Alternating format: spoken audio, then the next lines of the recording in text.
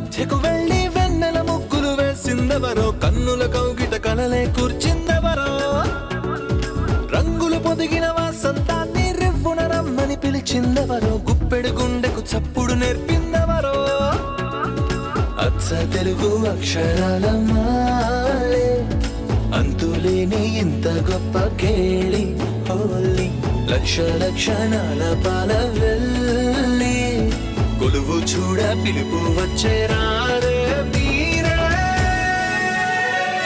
నింగికి నేలకు మధ్యన జరిగే వైభోగాన్ని చూతము రండి, సిరితో శ్రీహరి అడుగులు కూడా వేళ, ఈ కళ్యాణపు వైభోగానికి కొత్తగా పేరేం పెడదామండి, ముల్లోకాలకు కబురే పెట్టండర్రా.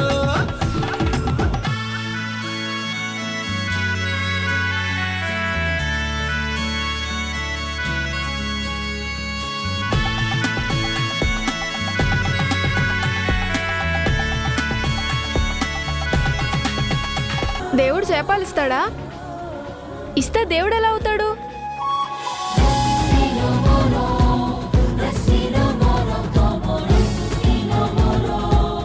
అసలు దేవుడు అనేవాడే లేడు. అనవసరంగా లేనివాడు ఉన్నాడని అందరూ నమ్ముతున్నారు, పూజలు చేస్తున్నారు. అంత టైం వేస్ట్ జేజీ.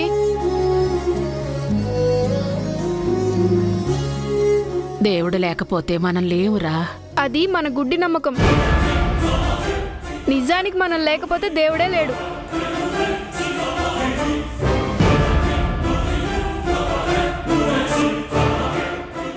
దేవుడు మనల్ని పుట్టించలేదు, మనమే దేవుడిని పుట్టించాం. దేవుడు గుడి కట్టాం, గుళ్ళో దేవుడు విగ్రహం పెట్టాం, పూజలు చేస్తున్నాం, ప్రసాదాలు పెడుతున్నాం. ఇవన్నీ మనం చేయకపోతే దేవుడు ఎక్కడుంటాడు?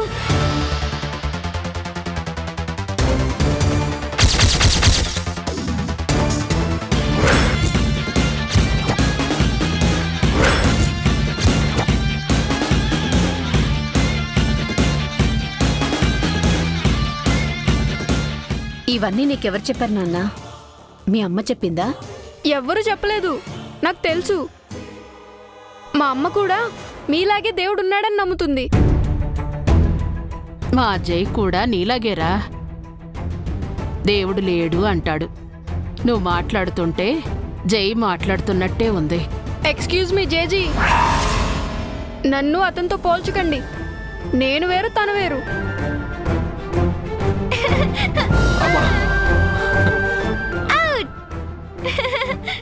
లేదురా, మీ ఇద్దరూ ఒకేలా ఉన్నారు. చిన్నప్పుడు మా జై కూడా నీలాగే ఉండేవాడు. ప్లీజ్ జేజీ, అతన్ని నన్ను పోల్చకండి. ఎందుకు బాబు జై అంటే నీకంత కోపం? తెలీదు, ఎందుకు అతను నాకు నచ్చలేదు. సరే, నీకు నచ్చిన వంటలు చెప్పు, లంచ్లో వడ్డిస్తాను. నాకేమొద్దు, ఇంటికి వెళ్ళాక మా అమ్మతో కలిసి తింటాను. అంటే ఇక్కడ మాతో తినవా? అక్కడ మేము లేకుండా మా అమ్మ తినదు. మా అమ్మ తినకుండా నేనెలా తింటాను? అమ్మంటే నీకెంత ప్రేమ నాన్నా? మీ అమ్మ మిమ్మల్ని ఎంత చక్కగా పెంచిందో. మీ అమ్మ చాలా అదృష్టవంతురాలు. ఈ పూటకు మాతో కలిసి తినరా. నువ్విక్కడ తింటున్నావని చారితో మీ అమ్మకి ఫోన్ చేయించి చెప్తాంలే. ఈ జేజీ కోసం తినవట్రా? నువ్వు తినకపోతే నేను తినను. అసలే నా ఆరోగ్యం అంతంత మాత్రంగా ఉంది. ఆ తర్వాత నీ ఇష్టం. సరే, తింటానులే జేజీ.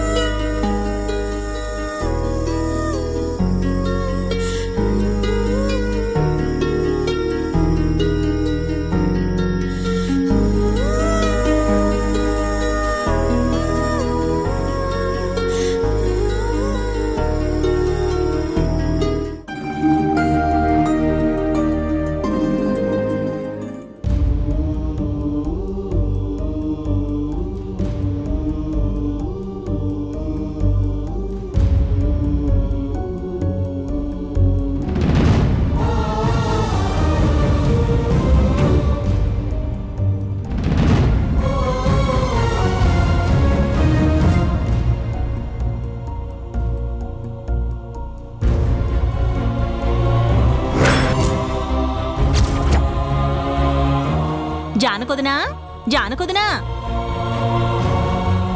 అదోలా ఉన్నారు. ఒంట్లో నలతగా ఉందా ఏమిటి? బాగానే ఉందొదినా. ఎందుకో దిగులు పడుతున్నట్టున్నారు. అభ్యంతరం లేకపోతే తెలుసుకోవచ్చా?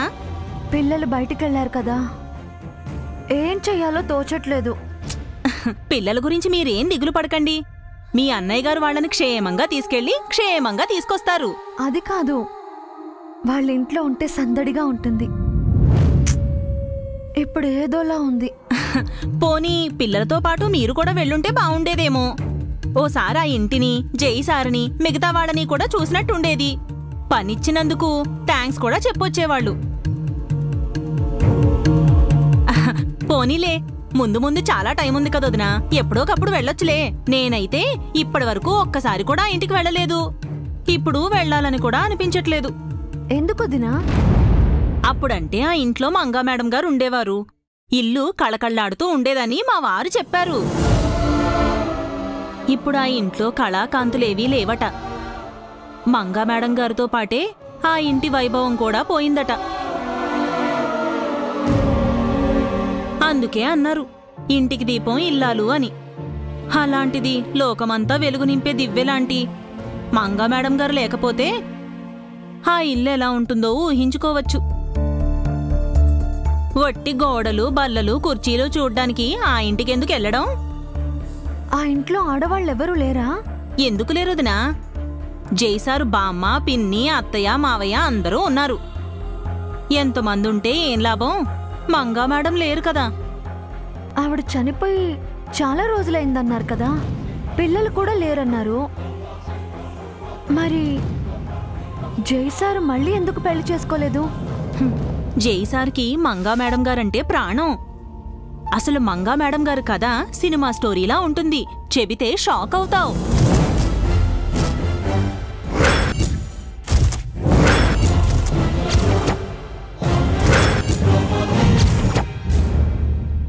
ఏంటి ఆవిడ కథ? మీకు శ్రీకృష్ణుడి కథ తెలుసా? ఒక పెద్ద రాజు కొడుకుగా పుట్టి ఒక పేదింట్లో పెరిగాడు. మంగా మేడం గారి కథ కూడా అలాంటిదే.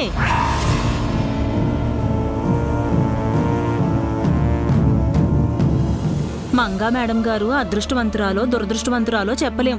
రాత్రి పగల్లా ఆవిడ జీవితంలో వెలుగు చీకటి వెంట వెంటనే వచ్చిపోయాయి. జైసారికి మంగా మేడం గారికి పరిచయమే చాలా విచిత్రంగా జరిగిందట. వాళ్ల ప్రేమ ఎలా మొదలైందో తెలుసా? అయ్యో నామతి మండా!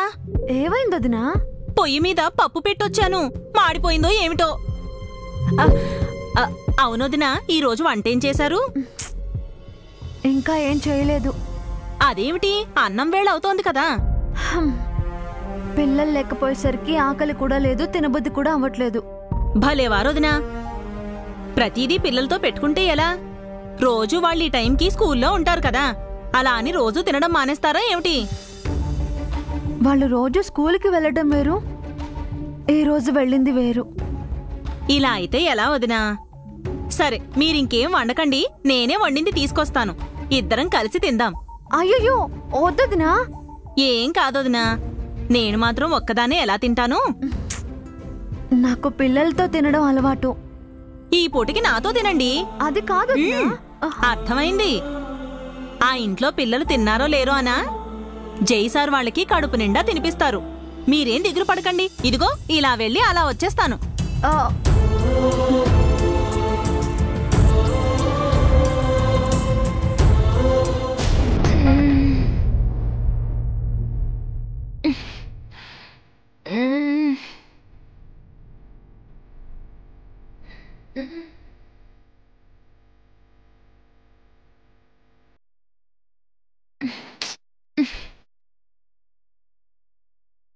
నాన్నారుని జే అంకుల్ దగ్గర ఇరికించడం ఎలా? ఇందాక ప్రసాద్ అంకుల్ చంద్రిక ఆంటీల ముందు ఇరికించిన యూజ్ లేకుండా పోయింది. ఇప్పుడు ఎలాగైనా నాన్నారు ఫ్యూజ్ పీకేయాలి. ఎలా? హౌ? ప్రసాద్ గారు, చంద్రిక మేడం, మీరు గాని మా వడుద్దాన్ని చూసారా? నిన్ను చూస్తున్నాం కదరా. నన్ను చూస్తే వాడిని చూసినట్టే. అది కాదండి, వాడు ఇందాక నుంచి కనిపించడం లేదు. వాడేం పసిపిల్లడు కాదురా, సూది బెజ్జంలో కూడా దూరిపోయే రకం. అదే నా భయమేనండి. ఎక్కడ దూరి ఏ పని చేస్తున్నాడోనే భయం. వాడు ఎక్కడున్నా పర్వాలేదురా, మా జై దగ్గర ఉంటే మాత్రం నీకు సీను సితారే. అదేనండి, ఇందాక నుండి నాకు ఒకటే గుండెదడగా ఉంది. నేను చెయ్యని తప్పుకు నా పుత్రరత్నంలో నిరికిస్తున్నాడు. ఊరుకోవా చారి, నీ కొడుకు ఎక్కడైనా నిన్ను ఇరికిస్తాడా? మీ దగ్గర ఇరికించాడు కదండి. నేను అననివి అన్నానని, నేను చెయ్యనివి చేశానని మీతో చెప్పాడు కదండి. నువ్వు అనకుండా చేయకుండా వాడెందుకురా నిమే చాడీలు చెప్తాడు? ఎందుకంటే వాడికి నాకు ఆ జన్మ శత్రుత్వం. వాడి కోసం ఇన్నాళ్ళు నేను వెయిట్ చేస్తే వచ్చాక వాడు నాతో ఫైట్ చేస్తున్నాడండి. ఏమండి, మీకు పుణ్యం ఉంటుంది, మా వాడిని కాస్త వెతికి పెట్టండి. సరే తగలడు, రండి. పద.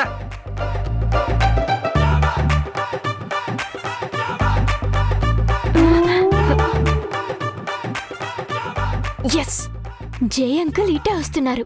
మా నాన్నారిపై ఉన్నవి లేనివి, అన్నవి అననివి, చేసినవి చేయనివి అన్నీ చెప్పేస్తాను.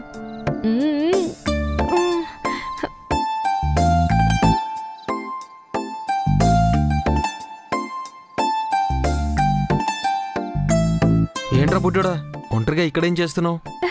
సార్ మీరా? Sorry sir. రేయ్, ఎక్కడికి రా వెళ్తున్నావు? నువ్వు నన్ను సార్ అంటుంటే అచ్చం మీ నాన్న అన్నట్టుందిరా. Thank you sir. Sorry sir. Sorry ఎందుకు? వద్దు సార్, నన్నేం అడగండి. ఏంటో చెప్పు.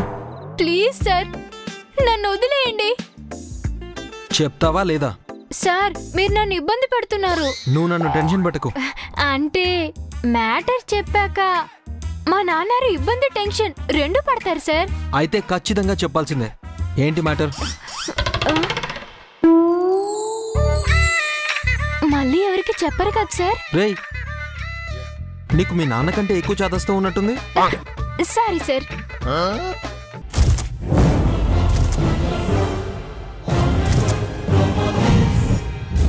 అది అంకుల్. సారీ సార్, అంకుల్ అన్నాను. అంకుల్ అనే పిలవరా. నువ్వు చారీ కొడుకొని ఒప్పుకుంటాను రా. సరే గాని త్వరగా పాయింట్కి రా. మరేంటంటే అంకుల్, అభిరామ్ ఉన్నాడు కదా, వాడి గురించి అయితే నాకు చెప్పకు. నాకు తెలుసు అంకుల్. అభి అంటే మీకు కోపమని మా నాన్నకు కూడా తెలుసు. అయినా కావాలని మీకు కోపం తెప్పించారు. అవునా? అవునంకుల్. నిన్న మిడ్ నైట్ మీరు మా నాన్నకు కాల్ చేసి డిస్టర్బ్ చేశారని మా నాన్న అభిని తీసుకొచ్చి మిమ్మల్ని డిస్టర్బ్ చేశారు. నిజమా? Yes uncle. అభి రాను రాను అంటుంటే బలవంతంగా తీసుకొచ్చారు. ఇక్కడికి రావడం అస్సలు ఇష్టం లేదు అభికి. అంతా మా నాన్నరే చేశారు. మా నాన్నారు మీరు నమ్మిన బంటు కాదంకుల్, గుండెలు తీసిన బంటు. కాశీ తాడ్లా కనిపించే కట్ల పాము, పెన్నులా ఉండే గన్ను. కమెడియన్ కాదు మా నాన్నారు, పెద్ద విలన్. చారే, పిలిచారా సార్? అరిచాను.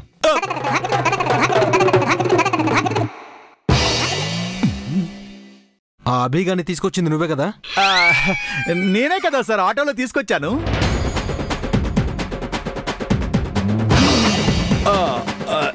అంటే నేను కాదు సార్, వస్తానని వాడు వెంటబడ్డాడు. వాడు రాకపోతే దివ్య రానుంది, అందుకే. షట్ అప్ చారి. నువ్వు అసలు మనిషివేనా? బుద్ధి, జ్ఞానం, సిగ్గు, శరం, మానం, మర్యాద, బుద్ధి, లజ్జ ఇలాంటివి ఉన్నాయా నీకు?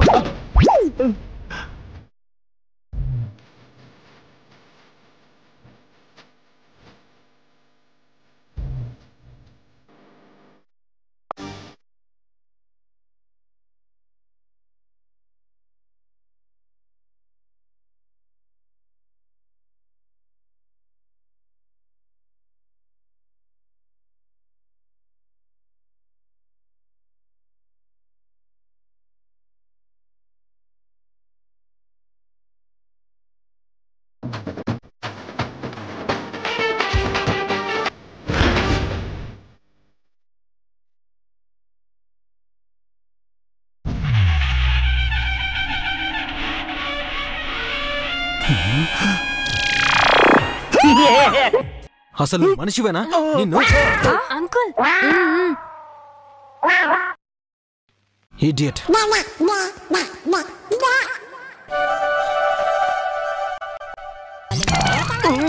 బాగా అయింది వెదవకి. ఈ జన్మలో మళ్ళీ అభిని తీసుకురాడు. రండి.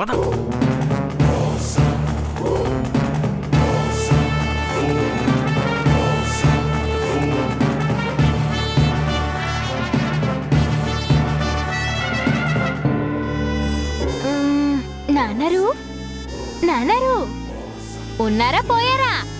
పోయేలా ఉన్నానురా. అప్పుడే పోతారా? అంటే ఇంకా ఉందా?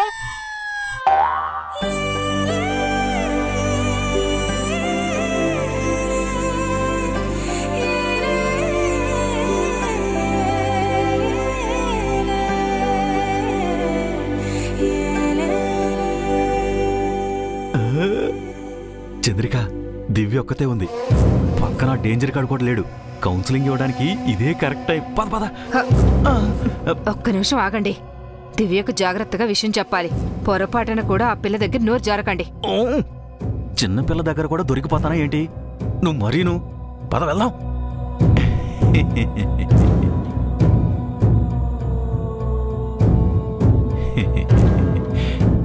దివ్య, ఏం చేస్తున్నావమ్మా?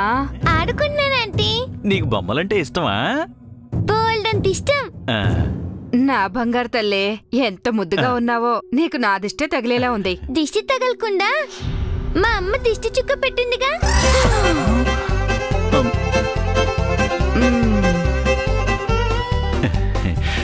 బొమ్మలు కాకుండా ఇంకా నీకేమిష్టం? మా అమ్మ అంటే ఇష్టం. తర్వాత మా అన్నయ్య అంటే ఇష్టం. తర్వాత మా తాతయ్య అంటే ఇష్టం. ఇంకా ఎవరంటే ఇష్టం అమ్మా?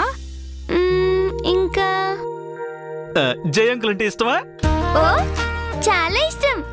ఆయన చాలా మంచివారు. మరి జయంకుల్ హ్యాపీగా ఉండాలని నీకుందా? ఎందుకు లేదు? ఆయన హ్యాపీగానే ఉన్నారు కదా. జయంకులు హ్యాపీగా లేరమ్మా. ఎందుకు లేరు? మంగ ఆంటీ చనిపోయిందని బాధపడుతున్నాడు. అవును, ఇందాక చూశాను. పాపం ఆవిడ లేదని ఆయన చాలా ఫీల్ అవుతున్నారు కదా. జయంకులు హ్యాపీగా ఉండటానికి మేం చెప్పిన పని చేస్తావా? ఏం చేయాలి? అంకుల్ని మళ్ళీ పెళ్లి చేసుకోమని చెప్పాలి. పెళ్ళా? అవును, పెళ్లి చేసుకుంటే అంకుల్ హ్యాపీగా ఉంటాడు. మరి మీరు చెప్పొచ్చు కదా.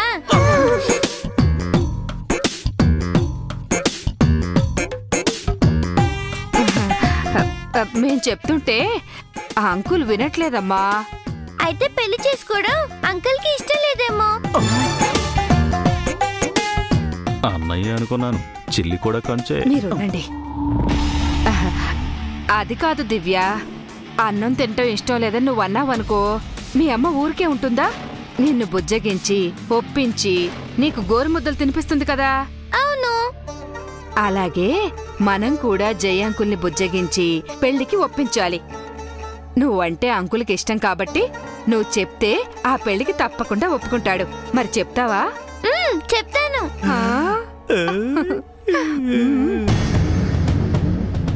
నిత్యను పెళ్లి చేసుకోమని జయ అంకుల్కి చెప్పే. నిత్య ఎవరు? జయ అంకుల్ని ప్రేమిస్తున్న అమ్మాయి. అవునా? స్వప్నాన్ని పెళ్లి చేసుకోమని కూడా చెప్పొచ్చమ్మా. స్వప్న ఎవరు? జయంకుల్ అంటే చెవులు కాళ్ళు చేతులు అన్ని కోసుకునే అమ్మాయి, మా కూతురు. మరి మీ అమ్మాయిని వదిలేసి వేరే అమ్మాయిని పెళ్లి చేసుకోమని ఎందుకు చెప్తున్నారు? ఆయనకి బుద్ధి లేక. కాసేపట్లో అందరం లంచ్ దగ్గర కలుస్తాం. అప్పుడు అంకుల్కి పెళ్లి గురించి చెప్పమ్మా. నిత్య గురించి చెప్పే. మీ స్వప్న గురించి కూడా చెప్తాను.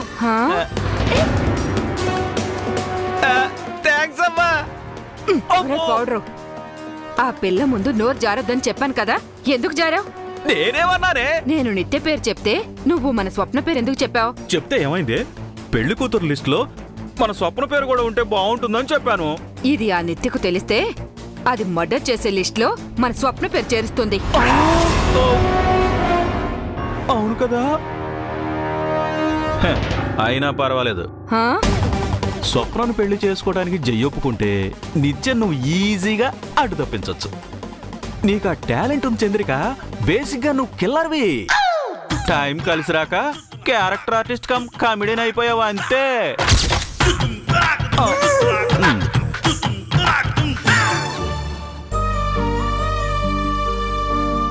అభి, ఎవ్రీ సండే మనం ఇంటికి వద్దామా? ఈ సండే రావడమే ఎక్కువ. ఇదే ఫస్ట్ అండ్ లాస్ట్. ఈ ఇల్లు చాలా బాగుంది కదా, ఎంచక్క ఆడుకోవచ్చు. ఆడుకోవడానికి మన ఇంటి ముందు ప్లేస్ లేదా? మన స్కూల్ ప్లే గ్రౌండ్ లేదా? వీడితో మాట్లాడడానికి నాకు బుద్ధి లేదు. ఏంటన్నా? ఏం లేదు అభి, ఆడు చూడు.